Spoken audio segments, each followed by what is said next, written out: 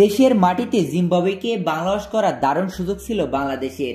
তবে শেষ পর্যন্ত সফরকারীদের দাপুটে জয় বাংলাদেশ করতে পারল না নাজমুল হোসেন শান্তরা। এই জয়ে 4-1 ব্যবধানে শেষ হলো বাংলাদেশ ও জিম্বাবুয়ের মধ্যকার 5 ম্যাচের টি-20 সিরিজ।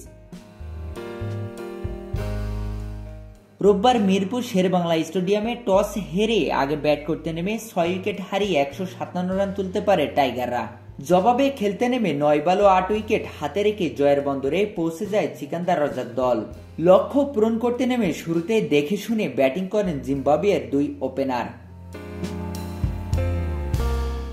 তবে দলীয় 38 রানে সাকিব আল হাসানের উপর চড়াও হতে গিয়ে নিজের উইকেট বিলিয়ে দেন মারোমানি।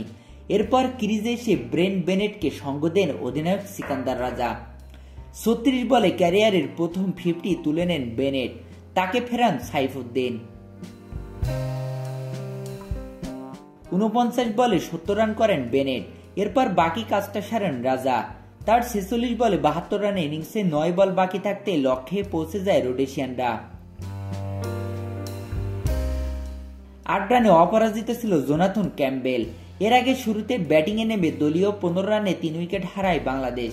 এরপর দলের হাল ধরেন মাহমুদুল্লাহ রিয়াদ ও অধিনায়ক নাজমুল হোসেন শান্ত ধীরগতি ইনিংস খেলে ফিরলেও অষ্টম টি-20তে 50 তুলে নেন মাহমুদুল্লাহ রিয়াদ। শেষ দিকে জাকের আলী অনেকে ঝড়ো ব্যাটিংয়ে মাঝারি সংগ্রহ পায় স্বাগতিকরা।